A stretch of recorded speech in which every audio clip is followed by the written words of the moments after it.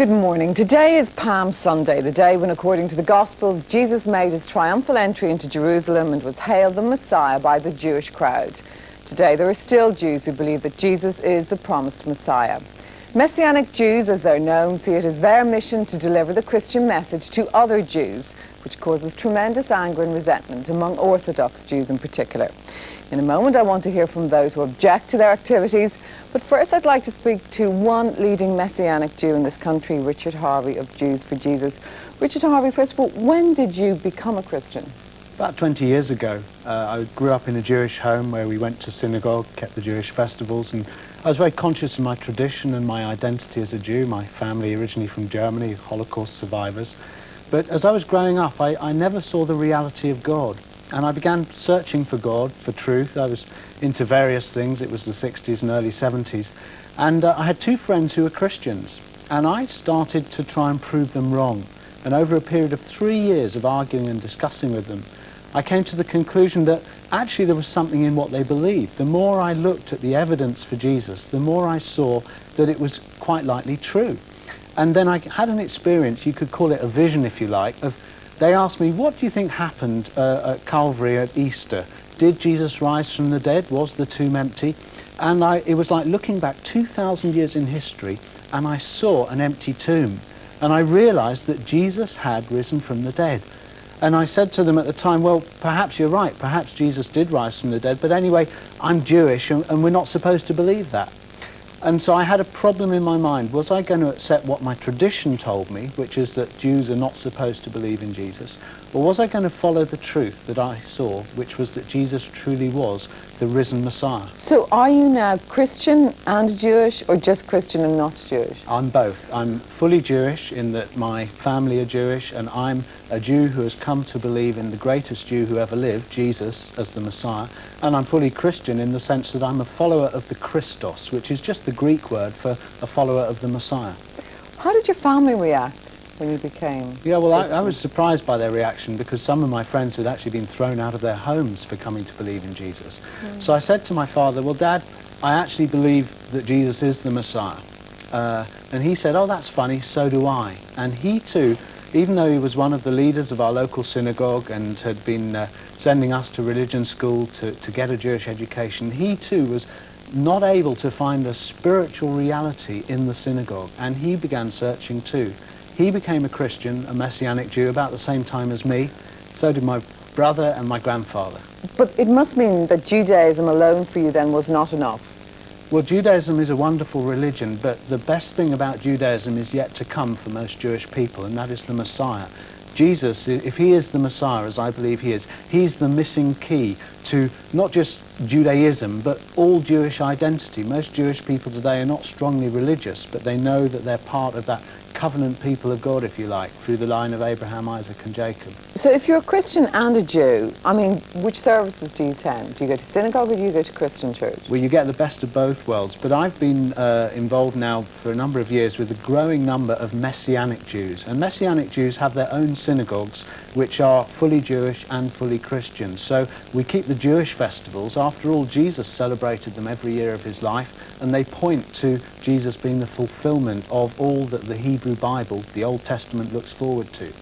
And I also am very happy to be part of the whole church, because at the end of the day, Christianity is the fulfillment of biblical Judaism. So do you feel at home with, say, the prayers and rituals of Christianity? Well, yes, it's not part of my culture originally. My culture was saying the Shema, and it was going to services in Hebrew in synagogue. But what I found is the good news that Jesus is not just the Messiah for Jewish people. You don't even have to be Jewish to believe in him. And the church is made up of everyone. Rabbi Shmuel Boteach from the Chaim Society, which is an Orthodox Jewish society, do you have a problem with Richard? I have no problem with Richard. I have a problem with Richard's activities. Richard has a right to believe in anything he wishes. But the moment he begins to prey on vulnerable and uneducated Jews, people like himself who weren't afforded the benefit of a Jewish education, who are therefore susceptible to Christian missionary claims, I do have a problem with that. On the contrary, Jews should find meaning within their own tradition. Let's just remember that Jews for Jesus is an oxymoron. It's like Hindus for Buddha. It's like Muslims for Christ. Anyone from any tradition would be offended by labels such as those.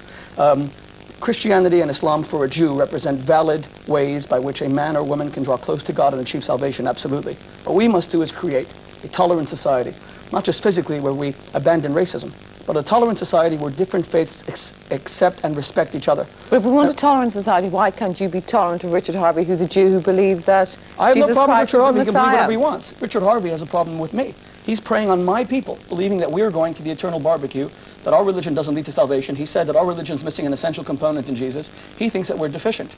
We have no problem with Richard Harvey whatsoever. Let him not prey on our students. Let him not prey on our vulnerable old people, people who are bereaved, which is the kind of people they target specifically. They look for people who are going through emotional crisis and an identity crisis. And I find that deplorable. Remember, it's not for the Jews to refute Christian missionary claims that Jesus was the Messiah.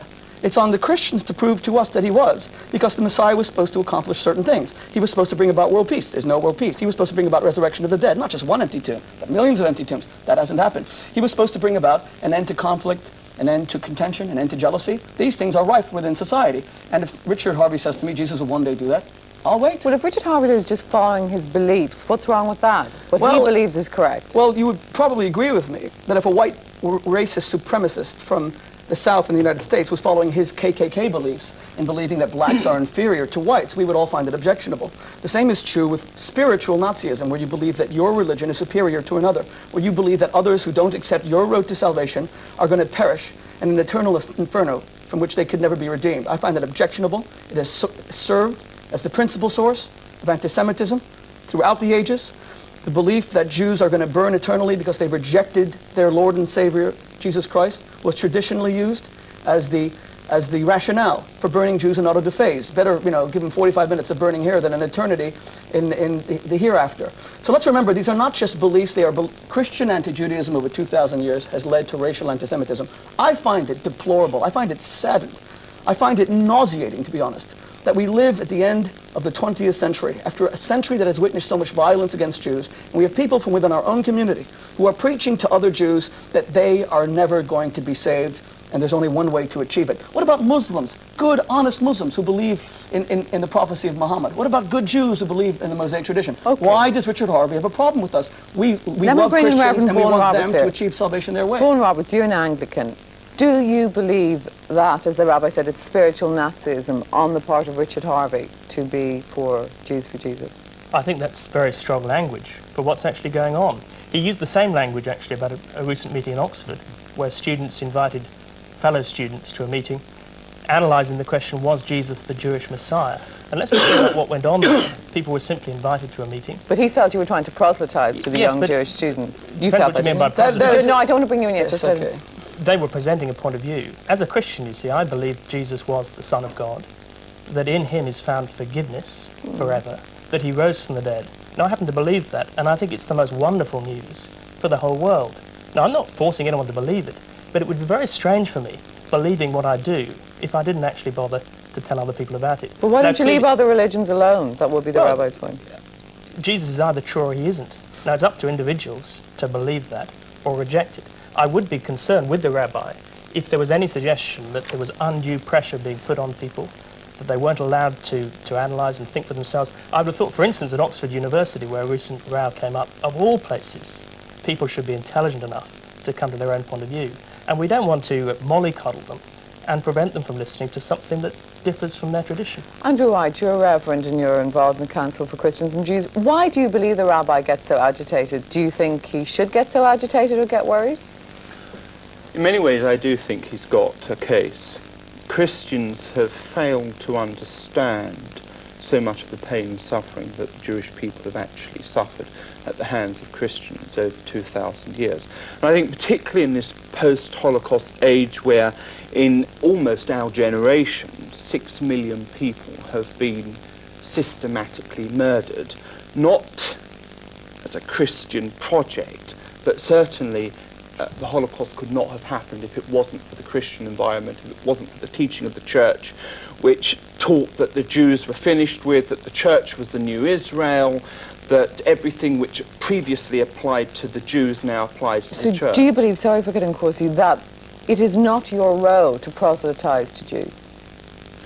What I'm saying is that Christians must first understand the sufferings of the Jewish people. But should they try to convert Jews? I'd be very hesitant to recommend that Christians went around trying to convert Jews. I think, first of all, we've got to actually understand something of our faith in Judaism. I think Christians have got a lot to pay back to the Jews.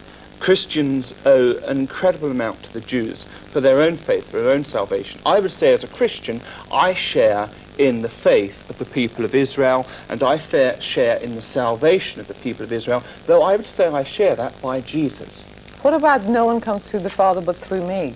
A very profound statement. And I would say that Jesus, speaking as the Word become flesh amongst us, is saying that the Word of God is the means of salvation. Now, some theologians have said that Jesus is saying that he is the Torah made flesh come to dwell amongst us. So he's saying that the Torah is the root of salvation. Now, I'm not saying I agree with that, but there are Christians who would actually believe that Judaism is a valid means of salvation, that Christians share in that, and therefore would not encourage. So just before I bring Rabbi, so are you saying you don't believe that Jesus intended to found a new religion? No, I don't believe Jesus did intend to find. I think very little evidence in the New Testament to say that he was about finding a new religion.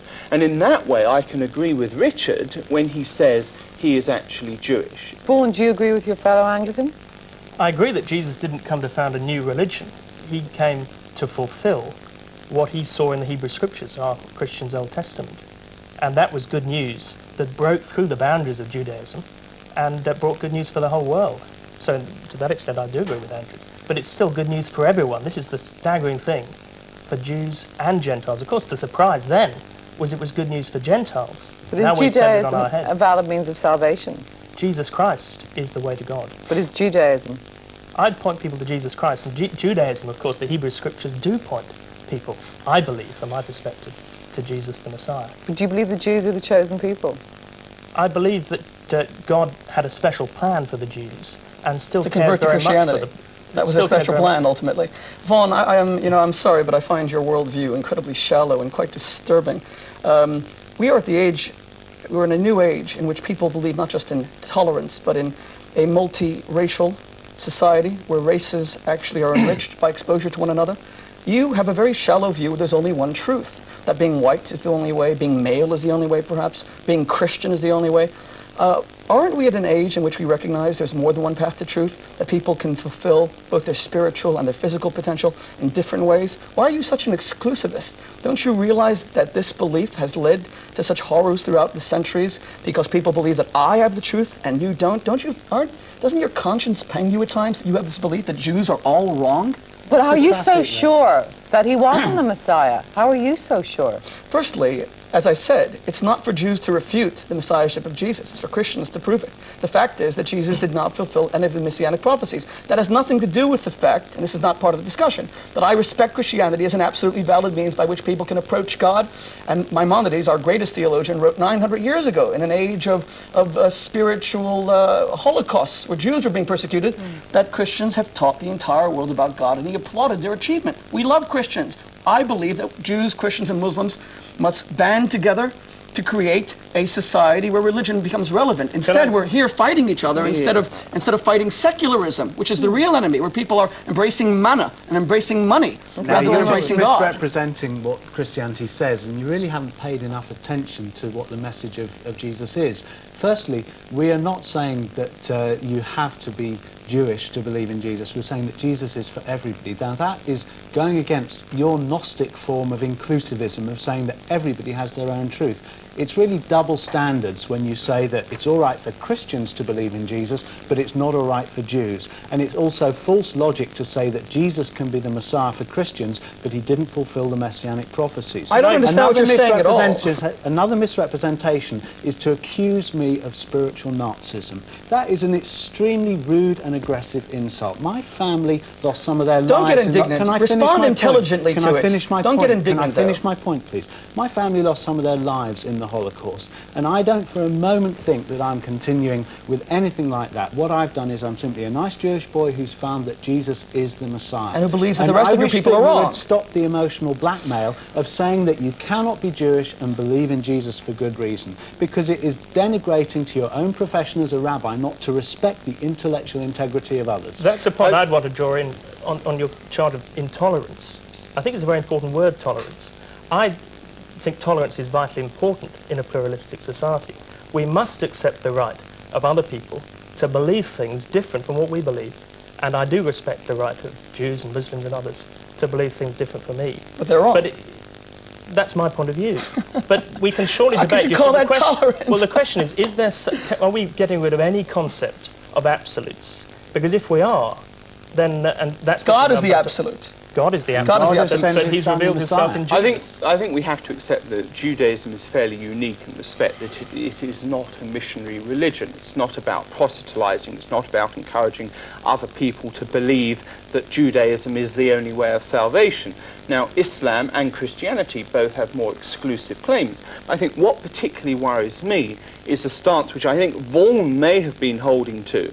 That is, that the church is indeed the new Israel, that the people of Israel are no longer the chosen people. I do not think we as Christians can continue to say that God's plan for Israel isn't everlasting, which brings us back to the question of the very nature of salvation and the nature of covenant. Didn't Jesus tell the disciples to spread the good news? He certainly did tell the disciples to spread the good news, and they were all Jewish. And they continue to be Jewish today. So how can you complain when we're saying you can be fully Jewish and fully Christian? It seems to me the position of the Council of Christians and Jews, which has refused me membership and expelled several of my Messianic Jewish friends, is let's keep Christians here and Jews here. And you're trying to just solve the problem by keeping a pluralist and a relativist view of truth, which is there's no absolute truth, there is no uniqueness in Jesus. I personally have no problem with accepting you as a Jew and as a Christian. So you'd let me join, having refused my membership application? It is not for me to decide who can be a member and who can't be a member of the Council of Christians and Jews.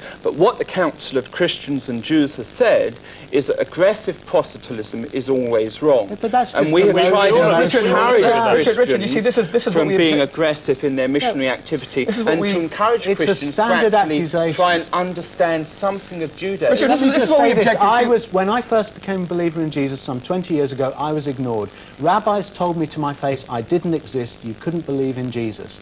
I discovered that the more I studied the history of the early church, the more I saw how Jewish it was to accept Jesus as the greatest rabbi who ever lived. Then they got to the stage of throwing the book at me, which means, okay, you exist, but we're going to accuse you of all the wrong motives and all the wrong methods we possibly can. They will do anything to avoid looking at the real message that we're trying to communicate. That's I'd exactly love to what we go had. through these Richard, prophecies exactly what we with you. had. I'd love to go through these prophecies with you and say, let's go through them point by point. Richard, with all due respect, you've done a lot of talking about yourself, and this program isn't just about your own personal journey. Maybe we'll have a whole program dedicated to you. Let's just talk about the truth, okay, for a moment? We're not discussing your personal journey. I said 10 times, do whatever you want. It doesn't bother me in the slightest, okay? It clearly does bother you, Rabbi, a lot. No, I said several times, and I will repeat. What bothers me is that he targets my people because he believes that the Judaism he rejected is insufficient, it's deficient, it's wrong, and ultimately it leads Jews to burn eternally for everyone. Why do you care so much? Because he comes after our people. He comes after vulnerable people who don't have the answers. He preys on vulnerable people who are going through emotional crises. Just one moment.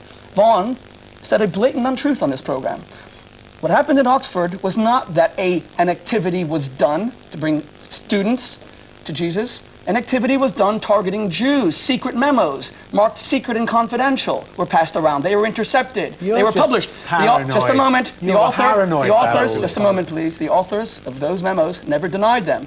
Nick Howard, who authored the memo, told all the national press, the Independent, the Telegraph, the Jews, quote, are the priority in our evangelism. Now, what if the Labour government today would say that we're going to make the black people the priority in our morality campaign? People would call that racism. Now, Vaughan, wait, why did you misrepresent that? Why don't you say proudly that kosher food was served there, Jewish students were targeted, and the memo said that this... I will answer. I wasn't misrepresenting it at all. I'm quite happy to say I wasn't involved in that meeting, but it certainly was a meeting which addressed the key question was Jesus the Jewish Messiah? And clearly, that's a particular question for Jewish students. Now, the Christian Union... Is it? Why is that? Because that's the whole point. Why particularly for Jewish students? Let me answer. Because we rejected it. Let me answer. The Christian Union... We didn't reject it. ...lays different meetings on for different people, because different people have different questions. Was there an evening for Muslims? That is not true. So, another misrepresentation. There has never been an evening for Muslims or Hindus. Okay, let For instance, scientists have particular objections sometimes to Christian faith. It's often said Christianity and science are irreconcilable, so we lay on a meeting addressing that particular question. The height of insensitivity. Scientists were Rabbi. not burned at the stake for 2,000 years for rejecting Christ. I reject your analogy completely. Let me ask him one thing, you are not Rabbi. A student of history. Rabbi, let me ask one thing. In the context of bridge building, do you think it is counterproductive and insensitive, perhaps, to look like you are obviously proselytizing to young Jewish students? Can you see how that might be misinterpreted? I have to say that it was a very low-key meeting, put on by two very gentle students who simply invited people to come along. What was their intention? If anyone's breaking bridges here, it's been the extreme reaction secret of the and confidential. describing it as spiritual Nazism. I think what's in absolute evidence here is that the majority of Christendom, the majority of Christians do not understand the intensity of the pains felt by the Jewish community. They do not understand that the Jewish community is still under threat. They do not understand the extent of Christian proselytism over the years, which has resulted in forced conversions, forced baptisms, enforced sermons. Now, I'd be all in favour of people having free liberty to speak whatever they wish to speak, but it must be done sensitively. And you get far further by actually sitting down and listening to each other and actually discussing in a cordial way what we actually believe, and actually saying, I might learn from you as well. Now, have you ever sat down in the Christian Union or within your church and said, right, let's invite some of our Jewish students along, some of our colleagues, and let's sit down and see what we can learn from them about faith, practice, salvation. I agree with Andrew here. I agree with Andrew. I think it's vital we talk with one another. And clearly, I've got a lot to learn. But do you do that? Well, I have personally. Have you ever been involved in a forum where you'd sit down and listen to a Jew? 3 months in Israel and spent a lot of time speaking with those with Jewish faith and learned a lot from them. There's a huge amount to admire within Judaism, and I hope that we mustn't get the wrong impression here. Huge amount to admire. But why aren't you happy just being an Anglican with your Anglican flock? Why are you looking to take some Jews from Rabbi Shmuel? Well, I want to underline, it's not just Jews, but I happen to believe Jesus is good news. He's changed my life upside down. In him I have forgiveness, I have tremendous hope. You know, I'm an American living here in Britain. Let's say I love the idea of democracy, and I don't believe in a monarchy. Would it be proper for me to come to this country and be a guest in this country and tell everybody that the monarchy is wrong, it should be abolished because I come from a different tradition? You have every right to say so. Perfect right. But you mustn't deny the right to freedom of speech. I think by doing that, people here... What you're trying to do is take away freedom of speech to share a message. All we're doing, and I think I'm on the same side of Vaughan here, is saying we found the greatest truth that anybody can find, that Jesus is the Messiah. As far as you are concerned, the Rabbi clearly doesn't agree. Well, he's entitled to disagree, but when it comes to accusing us of all these bogus methods and emotionally saying that you're using all these terrible tactics, all we're asking for is the freedom of speech to share with everyone who's willing to hear that Jesus is the fulfillment of all that the Hebrew Scriptures look for. Why can't you be happy with your conversion? Why do you need to spread the word so much? Well, I'm not converted, I'm completed. I prefer to use the term because the best news that the Jewish faith has to give is that the Messiah has come. So you're right and we're wrong. That's what it comes down to. And you're going to tell us how wrong we are. Can I ask you one question, please? Well, give me an honest answer. Let him ask the question. Do you believe that the 6 million Jews of the Holocaust who were not baptized, who didn't believe in Jesus, who were not Christian, do you believe that they today are in heaven? I wouldn't presume to judge, but let me tell you, the 200... I've asked him this on many media forums. He will not say that the 6 million Jews of the Holocaust are in heaven. I wouldn't presume to believe it. What right have you got to judge the faith? I say they're in heaven. Where do you say they are? All I know is that the only sure way to get to heaven, and I hope you find that way too very soon, is to find Yeshua as the one who came back. You, my friend, are a spiritual Nazi. That is exactly my charge. A spiritual Nazi. He has just said... He has just said that the only way to be saved is by believing in Jesus, meaning that everyone who doesn't is damned. Well, let's just spiritual crematoria. Put words in my mouth. That, sir, has led to anti-Semitism for 2,000 years. Rabbi, though, why are you so insecure? Why not ignore him? Why not be sound and secure in your faith and ignore him? Let's remember, we have ignored Richard Harvey. He just said the rabbis ignored him. He said that he's been ignored his whole life. That's what he said in front of these television cameras. But you're he talking comes, to just me a second, right please. now. You can't just a second, deny the please. fact that He's Jesus is coming the after Messiah. us. He comes to our students. He comes to meetings that they organize. They give the students kosher food. Secular students who were never exposed to their let tradition. Andrew White Wait, one point. When a Christian student comes to me at Oxford and says they don't believe in God, I send them to a pastor and I say, you must find fulfillment with your own tradition. They should be doing the same thing and they should respect. I think what's so sad about this whole friction going on here is that Jews and Christians actually have a relationship with each other. As Christians, we wouldn't be Christians if it wasn't for the Jews. We belong to each other.